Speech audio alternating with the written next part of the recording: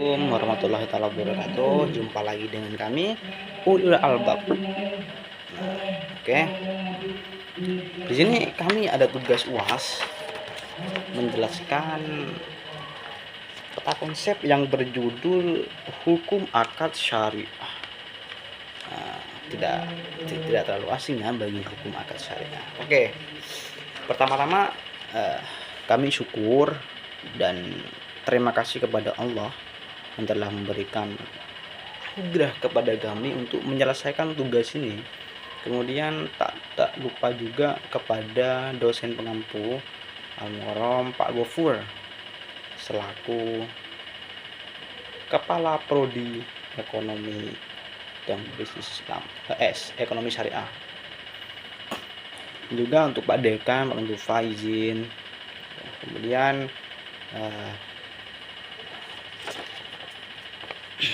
di sini kami mau membahas tentang hukum akad syariah. Yang pertama-tama adalah kita harus mengetahui terlebih dahulu untuk pengertian akad syariah. Oke, di sini pengertian akad syariah itu al-aqd yang bermakna istisyak atau mengikat suatu kepercayaan. Namanya akad itu kan. Dan asyad penguatan, dan secara istilah akad adalah keterpautan dengan ijab dan qabul. Seperti itu mungkin. Jadi secara etimologi, akad berarti ikatan antara dua perkara, baik ikatan secara nyata maupun ikatan maknawi. Dari suatu segi maupun dua segi, sedangkan yang dikemukakan para ulama fikih adalah perikatan yang ditetapkan dengan ijab qabul berdasarkan ketentuan syarak yang berdampak pada objeknya. Jadi akad itu kalau dari menurut para ulama suatu perikatan yang ditetapkan dengan kesepakatan ijab dan qabul berdasarkan syarat-syarat syar'i yang ada di dalam hukum Islam. Oke, yang kedua ini adalah ruang lingkup hukum akad syariah.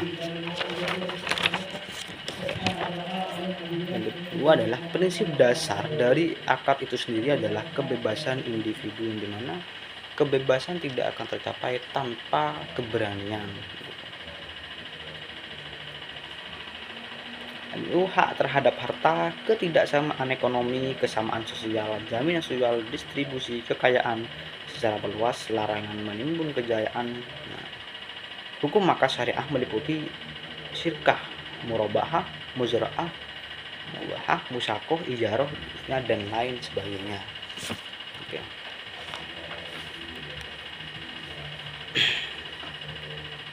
Kemudian pengertian perikatan. Tadi kalau akad itu adalah kesepakatan, yang ini adalah pengertian perikatan. Oke, istilah perikatan berasal dari bahasa Belanda. Verbintenis, secara terminologi verbintenis berasal dari kata kerja verbin yang artinya mengikat. Nah, perikatan adalah hubungan hukum yang terjadi akibat adanya perilaku. Perikatan adalah hal yang mengikat antara orang satu dengan orang yang kedua dengan peristiwa hukum,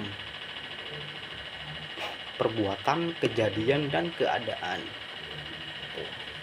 Kalau perbuatan, misalnya contohnya itu adalah kalau dalam perbuatan saya janji tidak akan melakukan perbuatan lagi, tidak akan melakukan korupsi lagi, dan sebagainya. Kalau kejadian, saya setelah kejadian ini saya tidak akan melakukan ini lagi. Gitu. Jadi hampir sama dengan perbuatan. Kemudian yang ketiga adalah keadaan. Ini orang kalau tidak sadar tidak akan pernah berhenti untuk melakukan hal-hal yang gak bermanfaat, hal-hal yang gak berguna, hal-hal yang dilarang oleh syariat. Tidak akan pernah berhenti setelah keadaannya mulai berubah. Gitu. Pengaturan perikatan didasarkan pada sistem terbuka. Maksudnya setiap orang boleh mengadakan perikatan apa saja, baik sudah ditentukan namanya maupun yang belum ditentukan namanya dalam undang-undang. Tapi sistem terbuka dibatasi oleh 3 hal, yaitu adalah tidak larang undang-undang, yang adalah bertentangan dengan tidak ketertiban umum dan tidak bertentangan dengan keasusilaan. Oke, kita lanjut ke poin yang keempat, itu adalah asas hukum dasar syariah. Nah, di sini asas hukum akad syariah terbagi menjadi beberapa bagian. Yang pertama adalah al-hurriyah, kebebasan, yang dimana yang tadi kebebasan tidak akan tercapai ketika tidak ada keberanian. Kemudian yang ke-B al-musawah, persamaan dan kesetaraan. Ini berbeda ya antara persamaan dan kesetaraan. Kalau persamaan adalah sesuatu yang disamakan dalam bentuknya maupun nilainya. Kalau kesetaraan adalah disesuaikan dengan keadaan ataupun disesuaikan dengan, kalau dicontohkan dalam manusia, umur manusia disesuaikan dengan umurnya dan kebutuhannya gitu. Terus yang ketiga adalah adalah keadilan. Ini penting banget bagi para kalangan manusia yang membutuhkan keadilan. Terus yang keempat adalah ar-ridho, kerelaan. Yang kelima adalah al-khitobah, tulisan. Tulen.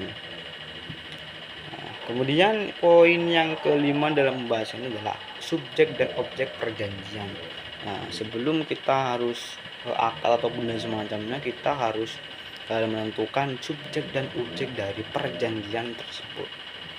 Perangkat hukum perjanjian dalam syariah Islam adalah terpenuhinya rukun dan syarat.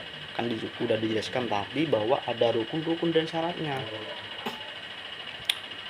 Adapun rukun adalah unsur mutlak yang harus ada dalam sesuatu hal, peristiwa dan tindakan. Nah, adapun syarat ada yang menyangkut rukun akal, menyangkut dirinya, menyangkut subjeknya. Nah, untuk subjeknya ini ada dua. Yang pertama ahliyah al-wujub. Itu adalah kecakapan menerima hukum, itu kelayakan untuk bertransaksi atas hartanya, tapi dibebankan pada walinya. Oke, yang kedua adalah ahliyah al-ada, itu adalah kecakapan bertindak hukum. Yang pertama adalah kecakapan menerima hukum, yang kedua adalah kecakapan bertindak hukum. Ini ibaratkan dengan orang penerima dan orang yang memberi. Untuk aliyah al-ada ini adalah kelayakan seseorang untuk menuntut haknya dan melaksanakan kewajibannya. Ini ada kaitannya dengan keadilan kalau untuk masalah hukum. Kemudian untuk objeknya ini ada 4. Nah, untuk objeknya ini ada 4. Yang pertama adalah ada objek atau barang pada waktu akad diadakan. Misalnya si A ini berangkat dengan si B, namun barangnya harus ada di depan mereka berdua. Supaya apa? Supaya di pihak berdua itu melihat spesifikasi dari barang yang telah diakadkan itu. Misalnya ada kecacatan ataupun ada apa, jadi mereka bisa mengetahui. Nanti setelah itu ada kerelaan, ada dispensasi dari harga itu, misalnya gitu. Terus yang kedua adalah dibenarkan oleh syara atau nas, dibenarkan oleh secara hukum Islam dan dibenarkan oleh secara hukum manusiawi. Terus yang ketiga adalah dapat ditentukan dan diketahui oleh kedua belah pihak. Yang keempat adalah dapat diserahkan pada waktu akad terjadi. Nah, ini.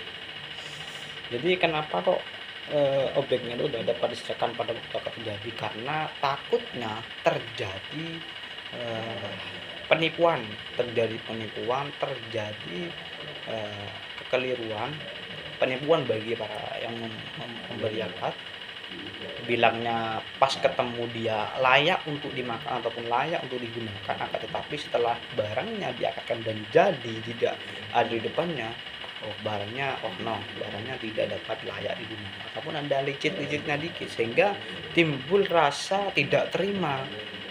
Sehingga timbul rasa tidak terima orang yang diberi akad tersebut. Dan itu akan terjadi akadnya tidak sah gitu. Mungkin cukup itu yang dapat kami sampaikan.